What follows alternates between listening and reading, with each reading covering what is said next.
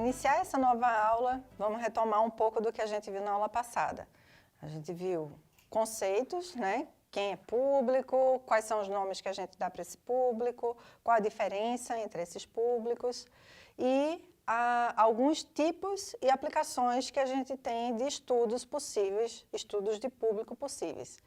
Nessa aula de hoje a gente vai ver métodos e técnicas, porque a gente, em geral, usa qual foi a metodologia, e aí a gente confunde metodologia e técnica, só que são coisas distintas. E dentro desse assunto, a gente tem dois vieses principais, quando a gente fala de pesquisa ou de estudo, se é quantitativo ou qualitativo. Em geral, essas duas coisas se misturam, mas há algumas possibilidades em estudos que são mais qualitativos e mais quantitativos, há algumas diferenças bem específicas, que são as principais, essenciais, e tem também várias similaridades. Então, dentro dos estudos que costumam ser estudos mais qualitativos, a primeira metodologia, o primeiro método que a gente encontra é o método da entrevista. E aí, quais as técnicas que a gente tem dentro desse método?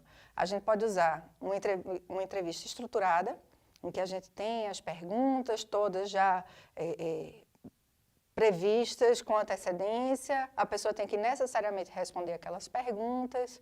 A gente tem entrevista não estruturada, que ela vai acontecendo como uma conversa. O assunto vai surgindo e o próprio assunto vai desdobrando mais perguntas.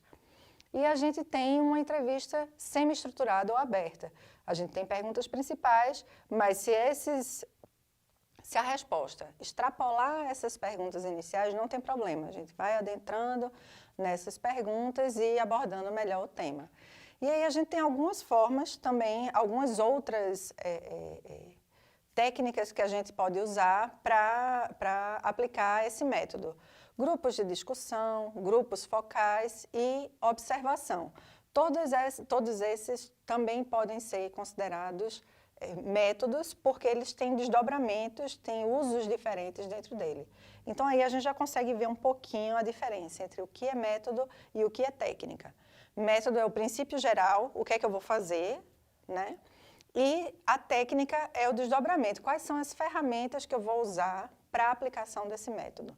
Então, por exemplo, nesse último que a gente viu, que é o da observação, a gente tem observação etnográfica, observação comportamental ou social e observação do comportamento dos visitantes nas exposições. E aí, dentro do comportamento, a gente tem aquela imagem que eu mencionei para vocês na aula anterior, que tem a planta baixa do museu e a gente tem um desenho de qual percurso esse visitante fez dentro da instituição, quais foram as obras que ele se deteve por maior tempo, se teve algum momento que ele passou direto de várias obras, talvez isso indique cansaço, né? O que a gente chama de fadiga museal, existe esse termo na área. Então, tem algumas coisas, alguns aspectos que você consegue identificar com esse tipo de estudo. E por meio também desse estudo do comportamento, a gente tem a quantificação de padrões e tendências nesse comportamento dos visitantes. Como eu falei para vocês, qual o tempo total gasto no museu como um todo, primeiro. Depois, qual o tempo que o visitante dedicou em cada obra na exposição. Você pode fazer esse estudo, por exemplo, com um grupo. Você começa a monitorar esse grupo visitando a instituição. E aí vê vários indivíduos, como eles se comportam dentro desse ambiente, quais as obras que a maior quantidade de pessoas se deteve, quais as obras que a maior quantidade de pessoas passou reto, nem olhou praticamente, e também ver o percurso que esses visitantes fizeram dentro da instituição. É muito comum a gente chegar num museu e dizer, a visita começa por aqui, ou começa por ali, e você fica naquela... Qual o problema de eu ir para o sentido inverso, né? Às vezes tem questões administrativas mesmo, de segurança, ou cuidado, ou o museu quer necessariamente que você acompanhe uma narrativa específica das obras. Então, não se preocupe se lá na instituição que você for visitar, disser, a visita começa aqui. Vai por aquele caminho, mas saiba que poderia ser outro. Mas a instituição escolheu aquele percurso para poder lhe contar uma história específica. Então, tenta ver essa história na próxima visita. E aí, esse último método, essa última técnica, que é justamente no caso da observação, ela pode ser considerada técnica ou método, porque pode ser ferramenta ou uma metodologia, usando ferramentas outras. Ela pode ser invasiva ou não invasiva. E aí, como técnica, ela pode ser invasiva. Eu vou ficar na beira lá da sala de exposição, observando esse visitante. Ou eu posso ficar olhando numa sala de vídeo, as várias câmeras apontando para onde esse visitante vai. Então, pode ser uma técnica invasiva ou não, depende da forma como você aborda. Outro método muito comum, muito utilizado, e é realmente muito bom, ele traz vários dados que podem ser analisados, são os questionários. A gente até mencionou o questionário na aula anterior. Esse questionário ele tem alguns tipos de técnicas. Ele pode ser auto-administrado, significa que você vai deixar o questionário em algum lugar na instituição e o visitante pode ele mesmo pegar esse questionário e ir respondendo sem necessariamente ter alguém fazendo as perguntas ou preenchendo por ele. Esse já é o outro tipo de técnica dentro desse método, que é a entrevista pessoal. Outra pessoa vai aplicar esse questionário, vai tratar sobre esse assunto com você e vai anotando as suas respostas ali.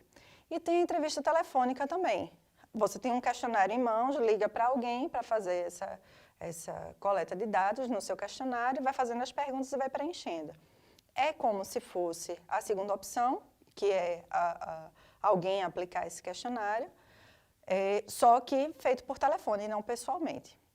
Então, a gente tem alguns exemplos de questionários utilizados como estudo de público em museu.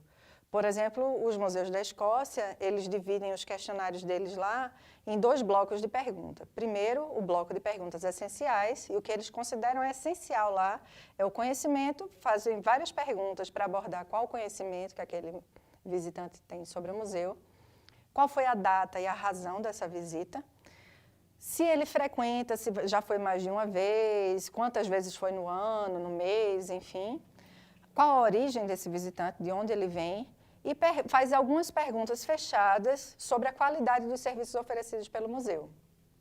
E aí podem ser serviços de guarda-volume ou atividades educativas. Lembra daquela conceituação lá da norma ISO, né? O que é serviço? É tudo aquilo que o museu oferece para o visitante. E aí, o outro bloco de pergunta que os museus da Escócia usam nos seus questionários são perguntas adicionais. É opcional, basicamente. Pode ter esse tipo de pergunta ou não. Que são perguntas que abordam qual a conexão desse visitante com o museu, se ele pretere ou se ele prefere alguma coisa dentro da instituição, e se ele quer também solicitar algum tipo de serviço, se ele quer abordar algum assunto adicional. Então, assim se estrutura o questionário que os museus da Escócia utilizam. Mas, trazendo um outro exemplo, também internacional, que é aquele que o Departamento de Museus da Malásia utiliza.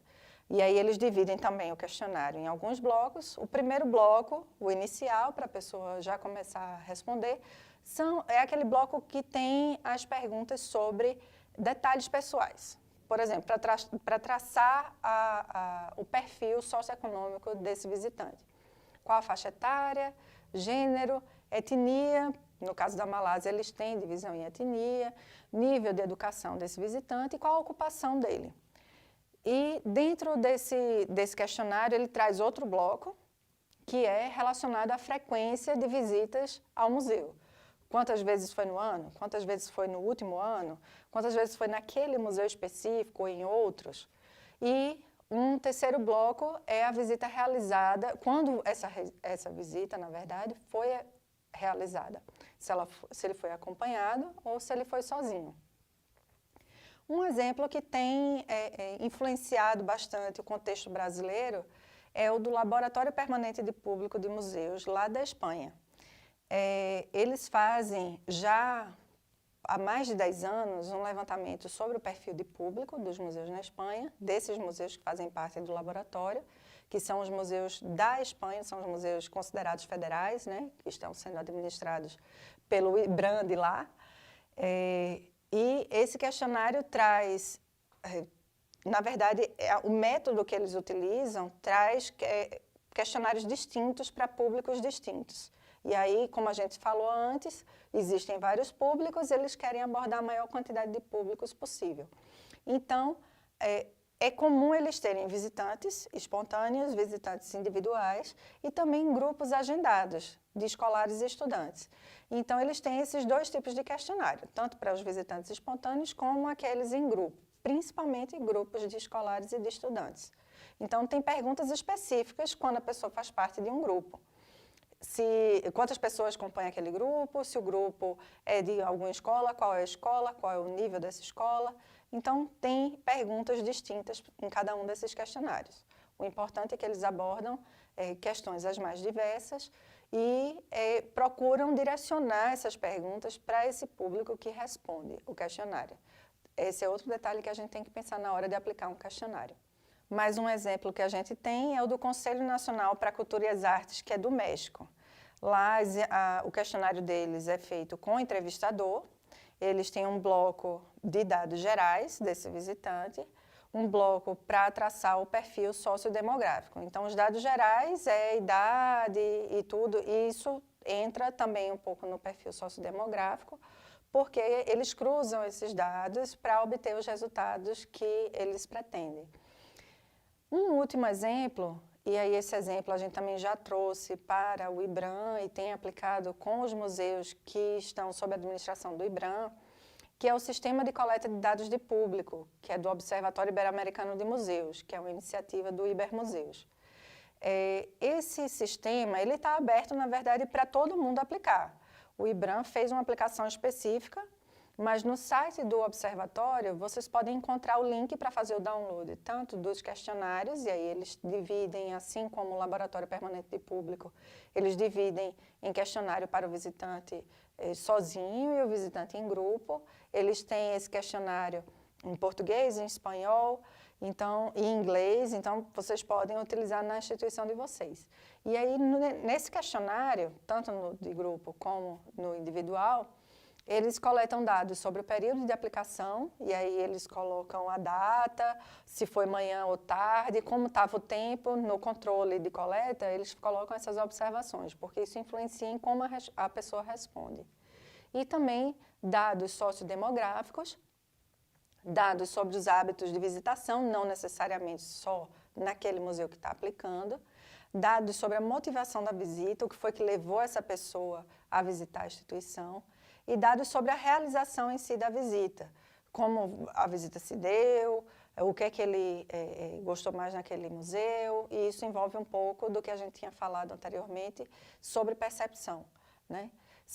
Eles coletam também dados sobre informações prévias à visita, por exemplo, como você ficou sabendo do museu, onde você buscou informações sobre esse museu, se foi na internet, na página do próprio museu. E aí a gente tem alguns outros exemplos também que podem ser citados de questionários que podem ser aplicados. Não são utilizados em um lugar específico, a gente trouxe aqui alguns exemplos para vocês só verem como esse método do questionário pode ser aplicado. Então, a gente tem, por exemplo, formulário de sugestão. A gente encontra formulário de sugestão em vários lugares, né? Então, o que é que você veio ver aqui no museu? O que é que você sugere de melhoria? Alguma crítica? É geralmente um questionário de satisfação, né? Que a gente encontra em locais de venda. Então, isso também pode ser aplicado no museu, é só direcionar as perguntas para aquilo que você quer avaliar.